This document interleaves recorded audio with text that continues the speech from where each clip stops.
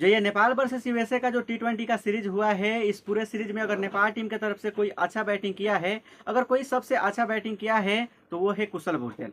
इस पूरे सीरीज में कुशल भुरतेल का बैटिंग बहुत ही लाजवाब रहा है, क्योंकि कुशल भुरतेल का बैटिंग पिछले बहुत सारे मैचों में, बहुत सारे सीरीज में ऐसा नहीं चल रहा था। कुशल भुरतेल फ्लॉप चलते आ रहे थे, मगर इस सीरीज में जिस तरीके से कुशल भुरतेल ने परफॉर्मेंस किया है, जिस तरीके से बैटिंग किया है, और खास करके 3 नंबर पे जिस तरीके से उनका परफॉर्मेंस चला है, मुझे लगता है कि 3 नंबर उनको भा दिया है। 3 नंबर उनके लिए लकी नंबर है, और 3 नंबर पे ही अगर वो बैटिंग करें तो उनके लिए सही रहेगा।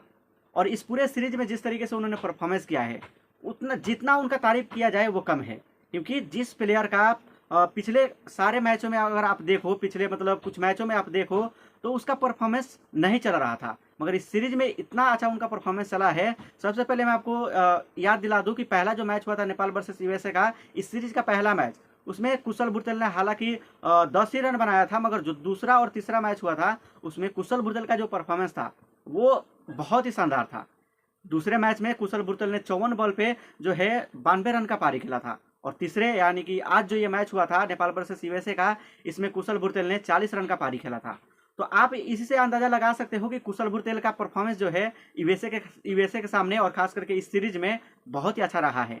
और सबसे ज़्यादा इंपॉर्टेंट जो बात है कुशल भुरतेल के लिए वो ये है कि उनका जो नंबर है, जो पोजीशन है, वो 3 नंबर के लिए मुझे लगता है कि फिक्स हो चुका है। और 3 नंबर पे उनका जो परफॉर्मेंस आया है, ये नेपाल टीम के लिए बहुत ज़्यादा हेल्पफुल रहा है, और 3 नंबर उनके लिए मुझे लगता है कि बना है। और 3 नंबर पे अगर वो बैटिंग कर रहे हैं तो नेपाल टीम के लिए फ़ायदा है, और कुशल भुरतेल का परफॉर्मेंस भी आएगा तो कुशल भुरतेल के लिए भी फ़ायदा है।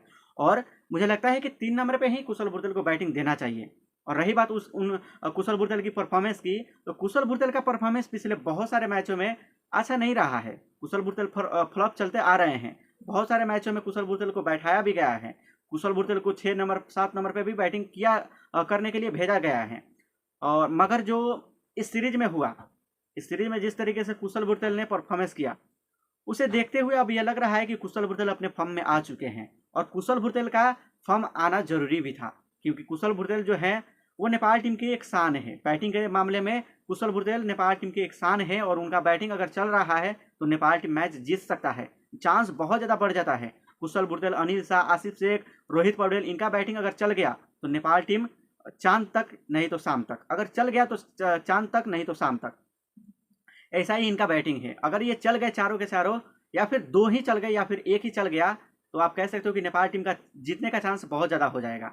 और यही कारण है कि कुशल भुरतेल का परफॉर्मेंस चलना चाहिए, जो इस सीरीज में देखने को मिला है। तो कुशल भुरतेल के लिए अगर आप कुछ कहना चाहते हो तो इस वीडियो में कमेंट करके ज़रूर बताएं, और इस वीडियो को शेयर भी कर दें और फॉलो भी कर दें।